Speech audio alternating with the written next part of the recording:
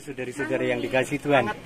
Kita sedang makan di Bebek Tengah Sawah di Wonogiri bersama keluarga Pak Suwardi. Dan ada gelandangan dua suster yang tiba-tiba muncul dalam kelompok. Nah, ini suster Yuli dan suster Yakoba. Sangat menarik karena tadi Suster Yakoba sudah memancing cerita tentang panggilan. Saya mau menggalinya dan saya belum kangsenan ini. Nanti akan kita todong ya supaya meneguhkan siara iman kita. Tuhan memberkati. Yo Suster. Halo Suster. Hai. Ya ini Suster Yakoba cantik. Halo, ya. Saya Suster Yakoba. Ya. Saya nggak suka cantik. Kamu kongregasi apa? Saya kongregasi Suster Cinta Kasih Putri Maria dan Yosef. Singkatannya PMY. Dan sekarang tinggal di komunitas apa Suster? Yakobus Antonius Dayu. Di Sedayu, Bantul, Yogyakarta. Ya. Tetanggoku. Saya Bantul. Orang tua. Iya. Suster, tadi Suster punya cerita yang sangat menarik. Iya. Bagaimana Suster tuh dipanggil Tuhan menjadi suster. Padahal sampai kuliah pun tidak kebayang untuk menjadi suster. Begitu jatuh cinta pada hidup membiara, lalu kemudian ditinggalkan kuliah itu walaupun sudah nulis skripsi gitu kan. Seperti apa yuk cerita suster yuk. Ya, singkat ceritanya itu panggilan itu tidak ada, maksudnya kita nggak tahu kapan kayak gitu. Dan saya juga nggak ada rasa pengen jadi suster waktu itu. Tapi waktu itu saya ngalami penyakit yang saya nggak tahu itu apa. Itu penyakit saya sering sakit kepala. Kok mengerjakan segala sesuatunya itu terasa hampa. Jadi rasa itu nggak ada. Orang harus tahu apa itu rasa kayak gitu, perasaan-perasaan itu. Lalu waktu kuliah mulai mengalami pergoncangan, saya kabur dari rumah. Terus, kabur itu artinya tidak izin orang tua? Enggak. Lalu saya cari pelarian di mana rumah yang aman. Gitu. Lalu ya udah saya akhirnya cari di Facebook kayak gitu, kongregasi yang pertama kali mengkonfir saya di Facebook itu yang akan saya masuki, dan saya ketemulah Suster Asumta. Ya, lalu saya bohong sama orang tua kalau saya pergi KKN, saya terbang pakai uang dari hasil saya kerja. Kamu kerja apa memang dulu? Ya, jadi gelandangan. Lah kok dapat duit? Lah kan saya kerja privat, les privat. Ya, di Jogja maksudnya? Enggak, saya di Pontianak. Ya, lalu kuliah pertama kamu di Pontianak? Ya, saya kuliah di Universitas Negeri Tanjung Pura Pontianak di Fakultas Matematika Ilmu Pengetahuan Alam jurusan Matematika. Lalu saat menjalani itu, singkat cerita, saya mengalami pergoncangan, itu saya mencari pelarian. Puji Tuhan, Tuhan melarikan saya di tempat yang aman. Larilah ke biara PMY itu indeksnya adalah pengen lari dari kenyataan kayak gitu loh. Hidup yang susah, akhirnya ketemu para suster, lama-lama kejerat. Ya, itu hidup yang paling membuat saya bingung. Padahal kan saya takut masuk PMY karena PMY itu ngomong sama orang bisu, sama orang buta gitu kan. Ya karena karya utamanya itu anak-anak bisu tuli. Tetapi nggak tahu lama-kelamaan saya merasa bahwa ungkapan cinta itu tidak hanya dengan kata-kata kayak gitu, tetapi dengan sebuah gerakan tangan, gerakan bibir seperti itu. Akhirnya saya mencoba untuk masuk, tetapi dengan awalnya adalah rasa takut. Dari melarikan diri, hilang jalannya, nggak tahu mau kemana, kemudian kesalahan juga kayak gitu kan, masa-masa hidup kelam itu akhirnya membawa saya sampai sekarang. Lalu ditangkap akhirnya saya memberanikan diri ngomong sama orang tua, saya berhenti kuliah, ini kunci motor, ini laptop, apa semuanya, orang tua nggak mengizinkan, saya lari. Jadi saya 2 kali lari dari rumah.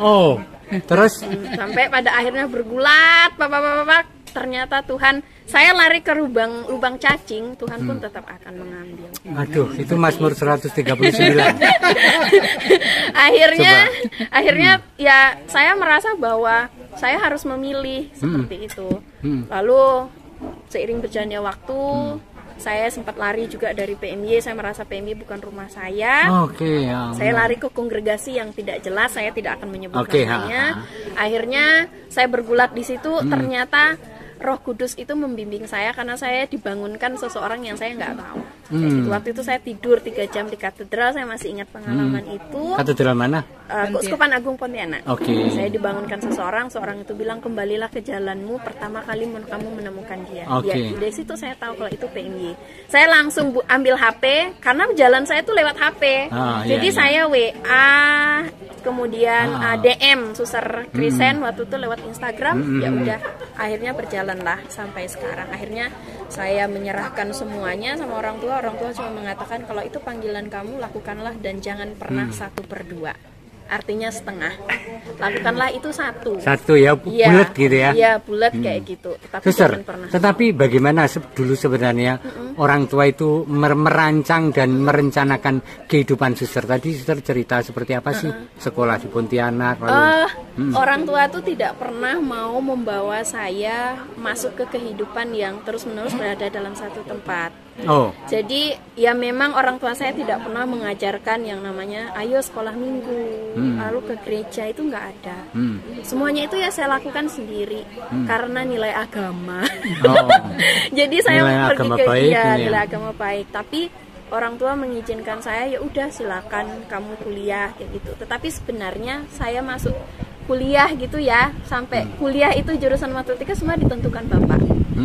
Jadi hidup saya itu sungguh-sungguh sebenarnya ingin menyenangkan orang tua, tetapi ternyata menyenangkan orang tua itu tidak selamanya bahagia. Kita harus bisa mencari kesenangan kita yang mana Tuhan juga senang. Itu yang susah. Suster, sekarang poin terakhir. Suster bahagia menjadi seorang biarawati dan tidak menyesal? Iya dong, kalau misalnya saya tidak bahagia, ngapain saya ninggalin mantan tunangan saya, pacar saya. Udah punya tunangan? Iya, jadi dulu saya keren udah pernah dijodohkan kayak gitu. Iya. Meninggalkan orang yang kalau harus menyebut lebih dalam, kegembiraan apa menjadi suster supaya orang muda kita juga tergoda? Dalam hidup religius sekarang itu kan gembira itu pasti hidup duniawi kayak gitulah. Saya punya satu tips yang bagi diri saya sendiri, saya merasakan itu. Saat kamu berada di tengah-tengah kesunyian, pejamkanlah matamu, rasakanlah apa yang ada di dalam hatimu, jangan merasakan apa yang ada di sekitar telinga. Jadi kebahagiaan itu saat kamu sungguh-sungguh merasa tenang, dan itu adalah kebebasan sejati. Wah, ini membuat Ivan menyesal loh punya istri suster. Suster itu yang menggoda sekali. Iya, dia sudah menyesal nih baru berapa bulan. Tapi satu lagi Romo, apa? Kalau jadi suster, jadi religius, belum tentu kita meninggalkan dunia. Dalam arti main HP apa Instagram, tetapi remnya itu pada pribadi dan ingin mewartakan kegembiraan pribadi atau kegembiraan bersama Allah. Itu pesan saya. Terima kasih. Jangan takut. Jangan takut ya. Bahkan suster itu orang yang nekat, kamu tahu kan? Nekat minggat ya loh. Dan ditangkap Tuhan. Ya, jadi jangan ragu-ragu ketika tumbuh dalam hatimu, apakah panggilanku menjadi seorang suster atau imam?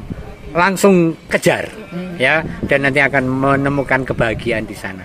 Terima kasih Suster Yakoba. Sekarang kuliah di mana? Sekarang saya kuliah di Sanata Dharma, jurusan bimbingan konseling yang terbalik dengan kehidupan kesukaan saya. Ya. Oke, terima kasih. Dadah. Yaudah, Tuhan berkati. Keren.